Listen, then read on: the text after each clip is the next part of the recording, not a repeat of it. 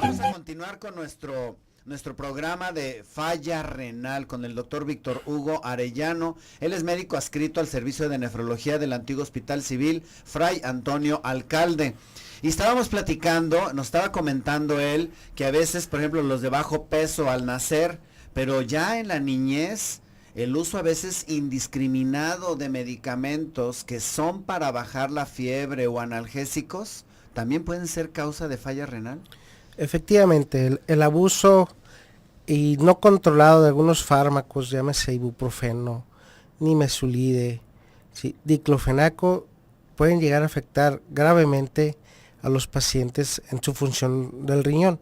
Asimismo, algunos antibióticos, sí, que son prescriptamente de forma casera en cuanto a que la familia, la mamá, el papá, pueden acceder fácilmente a ellos y darlos como recetas de cocina. También pueden llegar a afectar el funcionamiento gradual del riñón. Cuando nosotros estamos hablando de este riñón, tú mencionabas que es nuestro único filtro que tenemos. ¿Cómo está eso? Efectivamente, un poquito más a grosso modo, ¿qué es el riñón? ¿Cuál es la función del riñón? El riñón elimina toxinas, ¿sí?, a través de nuestra orina cuando ya los alimentos que consumimos, las bebidas que consumimos, ya no son útiles para nuestro organismo. Esto es lo que va a ocasionar a que nuestro riñón lo esté eliminando a través de la orina. Cuando hay una deficiencia, un mal uso en cuanto al funcionamiento del riñón, pues ocasiona esta pérdida y por lo tanto acúmulo a nivel de nuestro organismo, el cual se va a ver manifestado pues principalmente por algunos componentes en algunos estudios, como puede ser el simple general de orina, ¿sí?, y algunos parámetros que vienen siendo urea y creatinina en nuestra sangre. Es común que nosotros los mexicanos tengamos, si en los adultos es difícil, tú me vas a decir, en la población infantil tengamos esa precaución de hacerles chequeos, o sea, pediatría sí influye para estarles haciendo exámenes como de check-up, igual que se hacen los adultos y que hoy esta tendencia cada día está mejor. Bueno, este punto lamentablemente no es cuestión del pediatra o no es cuestión del médico, es cuestión de la familia, del papá, de la mamá, el cual, pues bueno, tienen que hacerse chequeos de rutina sin tener manifestaciones para saber cómo está nuestro organismo. Lamentablemente solamente van al médico cuando les duele algo o necesitan algún tipo de atención, y es cuando el médico sospecha de hacerle algún tipo de estudios. Es la única forma que el paciente se pueda hacer los estudios, y me refiero también en la población adulta. Si el paciente no se siente mal, no va al médico, por lo tanto no se hace un chequeo de rutina. Pero ¿no te llama la atención, doctor Víctor, que cuando un hombre, un pater family, que es el pilar económico, el proveedor, el que todo lo da, compra un carro nuevo, está al pendiente de llevar a los chequeos que le pide la agencia, porque si no, pierde la garantía? Mire, a los 1,000 kilómetros, a los 5,000, a los 10,000, y está al pendiente, no, ya mero se acerca la fecha del check-up de mi carro. Claro. Y de él, que es el de donde genera todo, nada. Ese es un problema bastante común en nuestros pacientes adultos.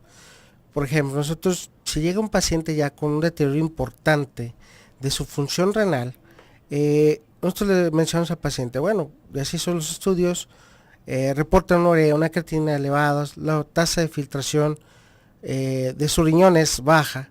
Y dice, doctor, yo no me siento mal, yo no dejo de orinar, yo no estoy orinando sangre, yo pues no me he hinchado como para que usted me diga que tengo mal el riñón. Y lamentablemente ese es un gran problema, en donde pues bueno, de alrededor de 8 años llevamos nosotros campañas dentro del hospital, y que esto es a nivel mundial. Todos los segundos jueves del mes de marzo hacemos estudios para poder detectar algún grado de afección renal en la población abierta. ¿Qué examen tú le dirías a todos nuestros radioescuchas? Agarre a sus chiquillos y hágale este examen y si algo sale de esto positivo, llévelo al médico. Efectivamente, algo tan sencillo como tomar una muestra de sangre en ayunas y una muestra de orina es suficiente para poder determinar si tiene algún grado de afección del riñón. ¿Qué exámenes serían? Es el examen general de orina y una química sanguínea. Fíjate, 2 exámenes que ahorita hay muchos laboratorios que por 200 pesos te lo hacen. Claro, así es, pero lamentablemente volvemos al mismo tema. No me siento mal, no me hago nada. ¿Por qué? Porque estoy saludable, aparentemente. Ojalá cambiáramos esto. Ahora, ¿qué pasa cuando alguien por cosa fortuita, por mala pata, por mala suerte, porque ya le tocaba, se afecta su riñón? ¿Qué es lo que va a empezar a sentir? Bueno, el paciente va a sentir alteraciones sintomáticas cuando ya lamentablemente el riñón está por una función por debajo de un 30 o un 20%, que puede ser desde el cansancio, puede ser que el paciente se empiece a edematizar o hinchar de una parte de su cuerpo, ¿sí? Principalmente esos son los síntomas. Conforme vaya bajando esta función, pues puede manifestarse náuseas, vómitos, ¿sí? Y es un problema que debe de checarse. Y ya lamentablemente cuando realizamos los estudios, pues ya vemos que un paciente ya puede llegar a un tratamiento más específico, como puede ser un tratamiento de sustitución renal, ya sea diálisis, hemodiálisis y posteriormente hacernos llegar a un trasplante de riñón. Ahora, cuando falla el riñón, ¿es el todo y el nada? O sea, no hay puntos intermedios en donde digas, bueno, está fallo el 50, sirve el 50 y podemos hacer algo. Específicamente, regresando al punto que te mencionaba, de las pruebas de detección, es precisamente si tenemos un problema, tenemos que clasificarlos en algún estadio de la enfermedad renal, que son 5. Entonces, dependiendo del grado de función o de la tasa de filtración, se va a clasificar en algún estadio, en donde nosotros, pues bueno, tenemos que hacer manejos directamente de tratamientos médicos, la dieta, que es sumamente importante para poder nosotros frenar el avance a una etapa de diálisis. ¿La dieta? La dieta, efectivamente. ¿Cómo? Pero la dieta, ¿qué tiene que ver? Si la dieta se sale con la popó, ¿no? No, lamentablemente eso pensaríamos, pero no.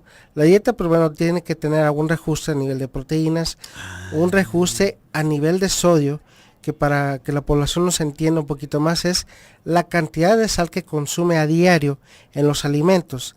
Y no solamente la sal que espolvoreamos en la comida, sino que todos los productos contienen un electrolito que se llama sodio. El pan contiene sodio, entonces es algo que no contabilizamos o no queremos contabilizar, y este electrolito es demasiado problemático para nuestra función renal, y más aún cuando ya se detectó el problema renal crónico. Fíjense, para que pongan mucha atención, de hecho la sal, si ustedes lo recuerdan, en la antigüedad fue el primer elemento que se utilizó para conservar los alimentos, pues hasta la fecha, me imagino que le echan sal a los alimentos para conservarlos, y eso no lo contabilizan, pero siempre tiene que ser en manos de un experto que les diga exactamente cuál es el problema y cuál es la cantidad que deben de consumir de este tipo de alimentos. ¿Y las proteínas? Las proteínas, pues bueno, normalmente todos los alimentos contienen proteínas. Un riñón sano, por lo regular, no debe de tirar proteínas. ¿Qué les parece? Interesante. Vámonos con esta pregunta. ¿Qué papel desempeñan las proteínas en nuestro riñón? ¿Por qué en su momento tenemos que restringirlas? Tenemos que irnos al vistorizazo a nuestros teléfonos. 3122 1190 3647 1883. Edith, acá en el chat, te mando un abrazo. Vámonos, Austin, Texas, te quiero escuchar. 512-215-4909, allá en Austin, Texas, donde dejé un pedazo de mi corazón. El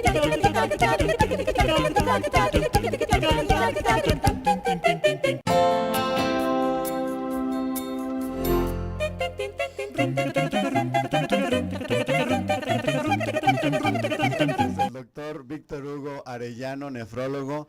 Y bueno, ya conocimos un poquito qué es lo que pasa cuando nuestro riñón falla. Ahora vamos a conocer cuando falla y pasamos de la etapa de los medicamentos, de la dieta restringida en sal y de la dieta baja en proteínas. ¿Qué sigue? Bueno, aquí ya sigue, cuando ya el riñón llega con un funcionamiento por debajo de un 15%, lo cual lo estimamos de acuerdo a urea, creatinina y todos esos parámetros de laboratorio que ya hemos mencionado, viene la etapa de la terapia de sustitución renal, que en esta tenemos tres parámetros. Uno que es la diálisis peritoneal, la otra es hemodiálisis y finalmente el trasplante renal. Solamente estamos hablando que es una terapia de sustitución o un riñón artificial. Si hablamos de diálisis peritoneal, pues es insertar un catéter a través de su abdomen y pasarle bolsas de solución o suero. O sea, en la panza. Así es. En la panza, pero ¿cómo? O sea, no en los intestinos. Bueno, va directamente al peritoneo. Obviamente se entremezcla lo que viene siendo la parte intestinal, pero abraza, vamos a decir, el líquido. Yo aquí les he explicado un poquito lo que es el peritoneo. O sea, ¿el peritoneo tiene capacidad para filtrar? Efectivamente, a través de los vasos sanguíneos intestinales podemos nosotros filtrar y llevar estos intercambios, puesto que metemos una solución que es alta en glucosa para nosotros poder jalar principalmente las moléculas de gran tamaño, precisamente urea y creatinina, y que esto es prácticamente la función que haría normalmente nuestro riñón, y lo hacemos a través de estas bolsas de soluciones. ¿Y cómo se dieron cuenta de, o sea, digo, qué maravilla darte cuenta de conocer nuestro peritoneo, pero de que le metas una solución glucosada concentrada y se jale la urea y la creatinina? Sí, bueno, esto es por cambios de osmoralidad, sí, que es como vamos nosotros a jalar esa urea y esa creatinina, que son grandes moléculas, pero también se pueden jalar electrolitos básicos, como pueden ser potasio, el mismo sodio, magnesio, calcio, en donde, pues bueno, esta bolsa también aporta algunos electrolitos para no descompensar a nuestro paciente. Híjoles, qué bárbaro. O sea, no estamos hablando nada más de una bolsa de suero. Así es. Ni tampoco de que se ponga en la vena, sino de que se introduce en la cavidad peritoneal. Efectivamente. Okay, la cavidad peritoneal, entonces podemos infundirle a un paciente hasta 2,5 litros de líquido a la cavidad y mantenerlo por un tiempo específico para que se pueda hacer ese intercambio de electrolitos y de esas moléculas para poderlas extraer del organismo. Esa es una terapia muy común aquí en México, muy fácil de hacer. Esto se puede hacer en casa, más sin embargo es una terapia que debe de hacerse diario, 4 veces al día. Lo único que requiere es lo que va entrando de líquido, lo que va saliendo del líquido que ya introdujimos al principio.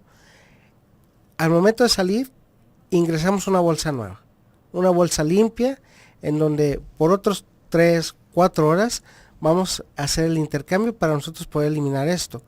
Esto lo hacen en la comodidad de la casa, tardan 20 o 30 minutos cuando mucho, y entre cada cambio, y tiene que ser diario, porque obviamente el riñón trabaja diario. ¡Wow! ¡Qué bárbaro! ¡Qué maravilla! Ahora, esto yo me acuerdo que era como la lata de poner como el Tenkov, catéter Tenkov. Es el catéter Tenkov. ¿Todavía sigue? Efectivamente es el mismo. Fíjense qué impresionante. Yo me acuerdo que se tenía que posicionar, se tenía que hacer con mucho cuidado, técnica estéril para no contaminarlo. Siguen siendo los mismos cuidados de no infectarlo. Sí, claro, todos los cuidados de higiene que debe tener el paciente y por supuesto que el catéter esté en una buena posición para que tenga un buen flujo tanto de entrada como de salida. Ahora, ¿qué sigue? La otra terapia que tenemos y que no es de menor importancia, que se llama la hemodiálisis, que es otra de las opciones, pero esto también, aún a pesar de que se hace con un catéter, pero este catéter nosotros lo introducimos a nivel de la vena yugular o inclusive a nivel de la vena subclavia, que son vasos muy importantes en nuestro organismo que nos van a permitir el flujo de la sangre para hacerla pasar a una máquina que va a contener un filtro. este filtro va a atrapar esas mismas moléculas que mencionamos de la diálisis peritoneal, pero lo vamos a hacer a través de la sangre. Vamos a lavar la sangre para poder eliminar esas toxinas. Este es un tratamiento que se hace en centros de hemodiálisis que contengan este tipo de máquinas, ¿sí? Y se hace 3 veces por semana. La duración de cada tratamiento es entre 3 horas y media a 4 horas, ¿sí? Y esto lo tenemos que hacer de forma, pues, continua, con días alternos, para poder nosotros eliminar la gran cantidad de toxinas que se logran acumular por la falla del riñón. O sea, compensa que la hemodiálisis es como menos esclavizante en tiempo, porque son 3 veces a la semana, pero tienes que acudir a un centro especializado, te tienes que poner catéteres en la vena, la arteria, comparado con la diálisis peritoneal, que es en casa, que es relativamente sencilla. ¿O es un paso y luego le sigue el otro? No, podemos iniciar con una terapia u otra. Los tiempos, pues hablamos que son 3 horas a 4 horas por sesión, ¿sí? Y que tenemos que salir de casa a buscar el centro donde nos puedan hacer eso, y a eso incrementale que si no es algo que te cubre una seguridad social o salubridad, es un costo extra y es más caro. Entonces, la tendencia actual es, nosotros si el paciente es apto para tener diálisis peritoneal, iniciamos con esa terapia. Si no tiene una indicación la diálisis peritoneal, ya sea porque tenga una hernia, una cirugía previa, pues tendríamos que utilizar el siguiente tratamiento, que es la hemodiálisis. ¿Qué les parece? Interesantísimo. Te pregunta María desde Austin, Texas. Dice, tengo una piedra en el riñón izquierdo. ¿Qué daño puede causar una piedra en mi riñón si no me opero? Bueno, aquí el problema es que si está dentro de lo que es el riñón no hay tanto problema. El problema se va a originar cuando ésta trate de descender por los ureteros, los obstruya, y lo primero que va a causar es mucho dolor, ¿sí? Este tipo de manejo lo hace directamente el urólogo. El urólogo, y si no se atienden, se puede perder el riñón. Pues bueno, principalmente va a causar alteración en la función del riñón y puede hacer un daño renal crónico. Qué bárbaro. Mari Hernández de Austin, Texas también te pregunta, ¿una persona con obesidad máxima e insuficiencia renal corre riesgo si toma alguna pastilla para dormir? Bueno, siempre y cuando esté bajo prescripción médica no hay ningún tipo de problemas, y obviamente en dosis mínimas. ¿Qué les parece? Interesantísimo. Recuerden que todos aquellos pacientes que tienen falla renal por ser un filtro deben de seguir ciertas precauciones a la ingesta de medicamentos, ¿no? Sea cual sea. Así es. Tenemos que irnos al bisturizazo a nuestros teléfonos 3122-1190, 3647-1883. Estás en la mejor estación, así es, aquí en Radio Mujer. www.radiomujer.com.mx. ¡Vámonos!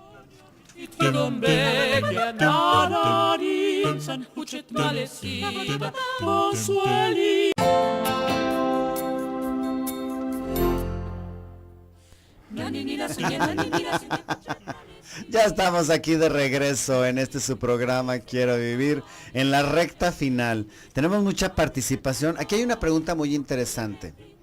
Dice Ana María Velázquez de la colonia Villaseñor. Dice, mi mamá de 83 años tiene un 30% de funcionamiento en los riñones. No le han hecho diálisis porque los doctores dicen que con la pura alimentación y unos medicamentos ella puede vivir perfectamente. La pregunta va encaminada de ella y yo la complemento. Conforme nuestra longevidad se va haciendo más larga, es decir, ya no vivimos 50 años, sino de que vivimos 80 años, nuestro riñón, igual que los demás, se va apagando, se va acabando, y esto que ella está comentando, no todos los pacientes que llegan a los 83 años van a necesitar un manejo exhaustivo de esto, va a depender de los estadios que habías dicho tú. Efectivamente, la edad cobra su precio y el riñón no es la excepción.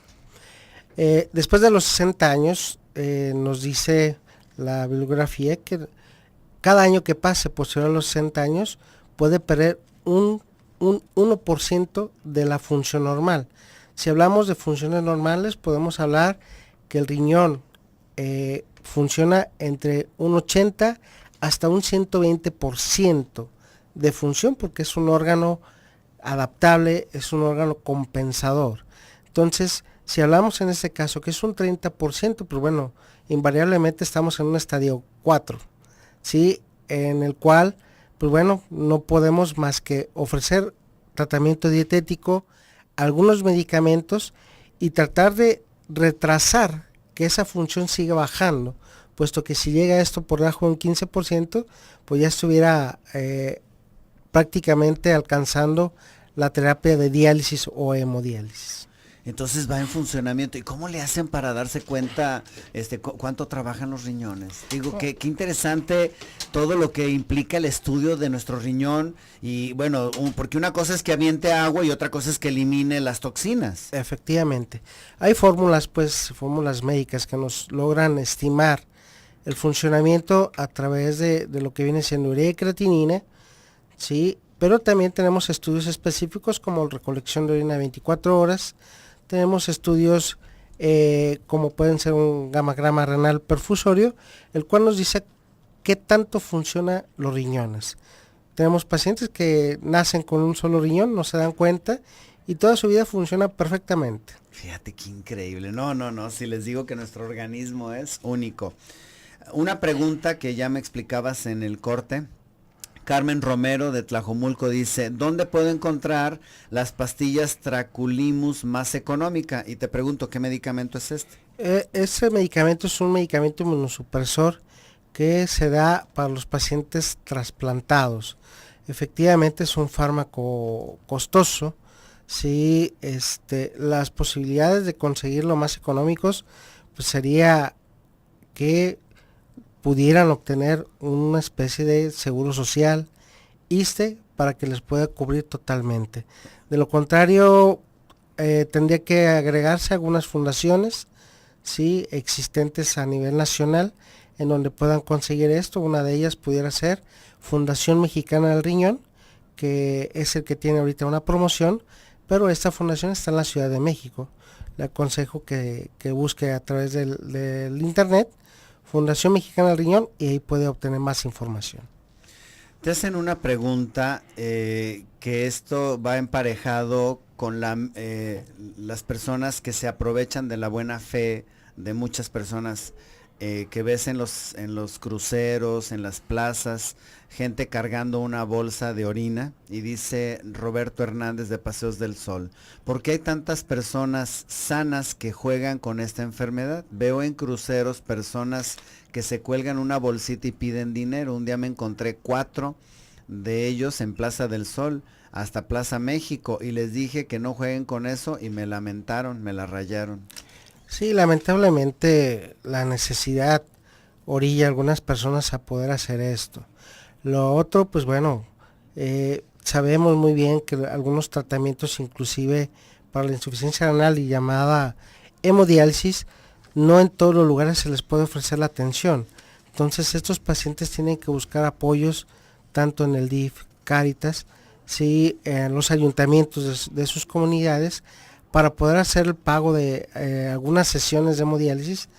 Lo más barato que puedan localizarlas son 900 pesos por sesión y hasta 1800 los costos. Entonces, sí, realmente hay algunos pacientes que yo reconozco, sí, o los ubico, que son pacientes de nosotros pidiendo en los cruceros, pero lamentablemente se involucra más gente que no tiene ningún padecimiento y se aprovecha y abusa de esta situación. Lo mejor es acercarse a una asociación y ayudar, ¿no?, a esta asociación en lugar de permitir esto, ¿no? Efectivamente, nosotros en el Hospital Civil orientamos al paciente qué es lo que tiene que hacer y a través del Departamento de Trabajo Social se les orienta dónde pueden conseguir pues inclusive apoyos o inclusive cómo pueden conseguir un trabajo para que puedan tener una seguridad social y disminuir los costos. Claro.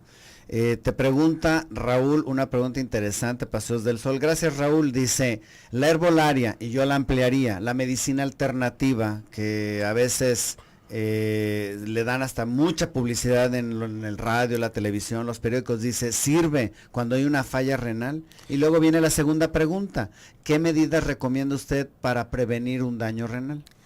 Bueno, hay que tener mucho cuidado con la herbolaria. Hemos tenido bastantes casos, sí, que consumen hierbas chinas, consumen algún otro tipo de productos herbolarios que al contrario les va a dañar crónicamente el riñón. Fíjate nada más. Sí, cuando se trata de un problema crónico y no un problema agudo, sí, estamos hablando de que herbolaria, homeopatía, muy pocos resultados va a generar. Entonces, prácticamente tenemos problemas, inclusive en algunos casos, con la implantación de células madre. Cuando ya hay un problema renal crónico, sí, no, hasta el momento no hay una situación que evite llegar a un tratamiento dialítico o inclusive puede llegar a un trasplante. Para que se pongan truchas, buzos, caperuzos, no se engañen, no se enganchen, porque puede haber incluso un daño o terminar de dañar los riñones. Aguas. Muy bien, Alicia dice, tengo un sobrino de 19 años y he notado que su orina es de color, pero como si fuera naranja. ¿Esto habla de alguna enfermedad o alguna situación? ¿Qué estudio se puede hacer? Bueno, aquí lo recomendable, pues si está sospechando de una coloración anormal en la orina, pues bueno, obligadamente tiene que hacer un examen general de orina para poder determinar si no trae algún otro trastorno. Y no simplemente el riñón, sino puede tener trastornos a nivel hepático, como son las bilirrubinas que podemos nosotros detectar a través de la orina, pues poder detectar algún padecimiento de este tipo. Claudia Mariscal de San Sebastián, me hicieron trasplante en el riñón, pero me dejaron unas piedras en los riñones dañados. ¿Qué riesgos se corre si se dejan esas piedras en los riñones dañados? Bueno, aquí el riesgo es de que el injerto o el riñón trasplantado pueda obtener también piedras, pero eso no es por las piedras que se dejaron, sino hay que ver cuál es la causa o cuál es el origen del cuales se hicieron esas piedras en los riñones que nosotros llamamos nativos. Si es algún trastorno por ácido úrico, si es algún trastorno por calcio, entonces primeramente tiene que tratar ese aspecto.